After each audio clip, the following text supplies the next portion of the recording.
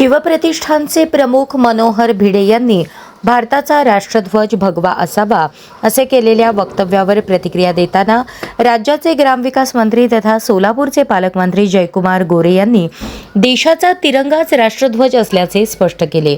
तसेच त्यांनी कॉकरोच जनता पार्टीच्या अभियानावर आणि सोलापुरातील मेट्रोच्या मागणीवरही भाष्य केले।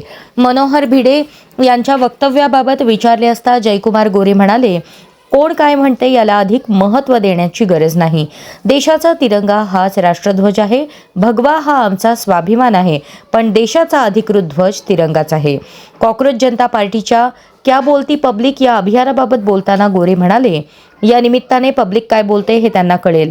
पंतप्रधान नरेंद्र मोदी आणि मंत्र्यांना शिव्या घालणे सोपे असते, मात्र त्यांना नेमके काय काम करावे लागते आणि देशासाठी काय करावे लागते हे या अभियानातून समजेल।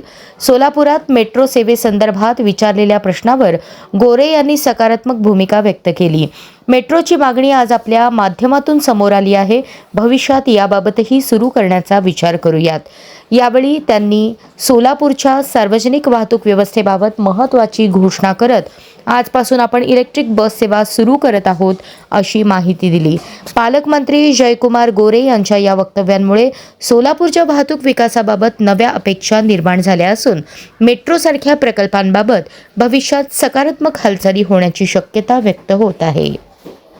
चांगलं शिक्षण देण्याचं, चांगलं आयुष्यमान भारतच्या माध्यमातून चांगलं आरोग्य देण्याचं, महात्मा फुले जन आरोग्याच्या सेवेच्या माध्यमातून चांगलं आरोग्य देण्याचा प्रयत्न सरकार या निमित्तानं करते। आपण सगळेजण पाहत आहे, रोजगारच्या नवनवीन संधी उपलब्ध झाल्या पाहिजेत ही भूमिका सातत्यानं सरकार घेते।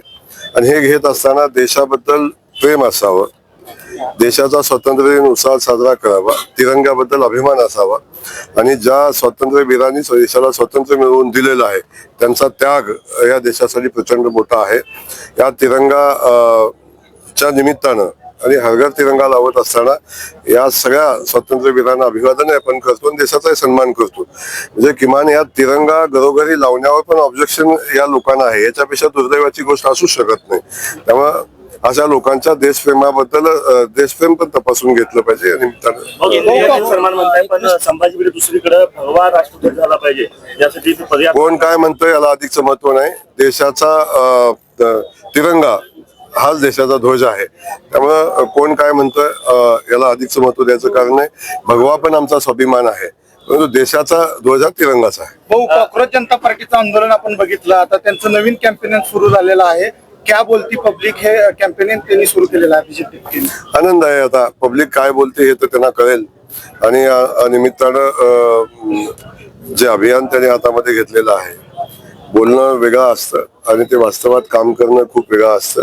याची जाणीव एखाद्या गोष्टीत आंदोलन करणं, एखाद्या गोष्टीत मंत्र्यांना शिव्या घालणं, कधीतरी माननीय मोदीजींना शिव्या घालणं हे सोपं असतं, पण प्रत्यक्षात जेव्हा काम करायचं असतं तेव्हा नेमकं काय करायला लागतं आणि देशाला नेमकं काय पाहिजे हे त्याला समजेल। हो, सोलापूर जिल्ह्यामध्ये मेट्रो आणि लोकलचं मागणी आहे, याबद्दल तुम्ही काय सांगू शकता?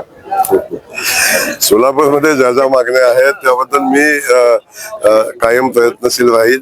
आता लोकलची मागणी, मेट्रोची मागणी तुमच्या माध्यमातून आलेली आहे, त्याही मागणीचा भविष्यामध्ये विचार करू। पण किमान आता आज ही बस सेवा आपण चालू करतोय, या बस सेवा जर चांगल्या चालल्या तर मेट्रोचाही आपण भविष्यात विचार करू। युवराज चव्हाण असं म्हणत आहेत की देशामध्ये चांगला शिक्षण मंत्री हवा आहे आणि मुख्यमंत्री फडणवीसांचं नाव चर्चेत आहे, मात्र जर त्यांच्याकडे चांगला लायक मंत्री नसेल तर त्यांनी आमच्या इतर पक्षातून तो घ्यावा असं टीका सरकारवर केली केंद्र। आता सत्ता गेल्यामुळे मुळात ते फ्रस्ट्रेशन आहे की या मार्गाने आम्हाला सत्तेत जाता येते का याचा विचार कदाचित त्यांच्या मनात येत असावा।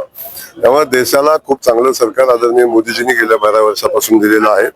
मला वाटतं यांच्या कुणाच्या सल्ल्याची आवश्यकता नाही, जनतेनं मोदीजींना आणि भारतीय जनता पक्षाला स्वीकारलेलं आहे।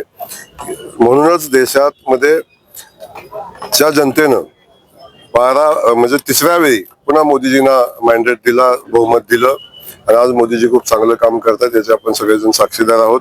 त्यामुळं पृथ्वीराजजी चव्हाण साहेबांना माझा सल्ला असेल, 2029ला आपण निवडणुकीला सामोरं जा, लोकांच्या पुढे आपली भूमिका मांडा। लोकांनी तुम्हाला दिली संधी तर तुम्ही काम करा। आता विधानसभेला लोकांनी आपल्याला पाडलेलं आहे, सातत्यानं वेगळा विचार करण्यापेक्षा लोकांच्या मनाचा विचार कधीतरी केला पाहिजे। विधानसभेला आपला पराभव का झाला याचा आत्मपरीक्षण केलं पाहिजे, ना की देशावर बोललं पाहिजे।